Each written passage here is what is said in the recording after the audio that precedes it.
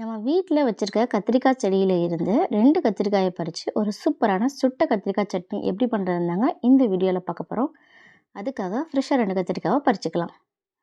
இந்த மாதிரி கொஞ்சம் பெரிய கத்திரிக்காவை 2 பறிச்சுக்கலாம். இது ஒரு கம்பியில் குத்திட்டு இது மாதிரி அடுப்பில் வந்து நல்லா சுட்டு எடுத்துக்கலாம். 2 சைடும் திருப்பி போட்டு சுட்டுக்கணும். அடுப்பை வந்து மீடியம் ஃப்ளேமில் வச்சுக்கோங்க. மேல் தோல் வந்து நல்லா கருகி வரும், அந்தளவு நல்லா சுட்டு எடுத்துக்கலாம். அந்த மாதிரி கருகி வந்தால் தான் கத்திரிக்காய் வந்து உள்ளே வெந்திருக்கும், இல்லாட்டினா உள்ளே சரியாக வெந்திருக்காது, சட்னியும் நல்லா இருக்காது. பாருங்கள், இந்தளவு நல்லா கருகி வரணும்.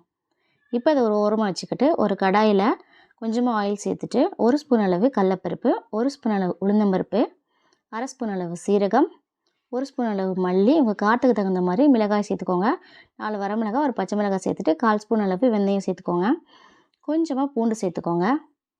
ஒரு 10 சின்ன வெங்காயத்தை சேர்த்துக்கலாம். சேர்த்துட்டு நல்லா வதக்கிட்டு இது கூடவே 2 தக்காளியும் கொஞ்சமாக புளியும் சேர்த்து நல்லா வதக்கிக்கலாம்.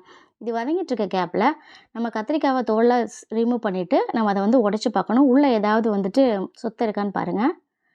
சொத்தை எதுவுமே இல்லை. ஸோ இது வந்து நம்ம வதங்கிட்டு இருக்க தக்காளி வெங்காயத்தில் இந்த கத்திரிக்காவை சேர்த்துக்கலாம். நான் ஃப்ளேவருக்காக கொஞ்சம் கொத்தமல்லியும் சேர்த்துருக்கேன்.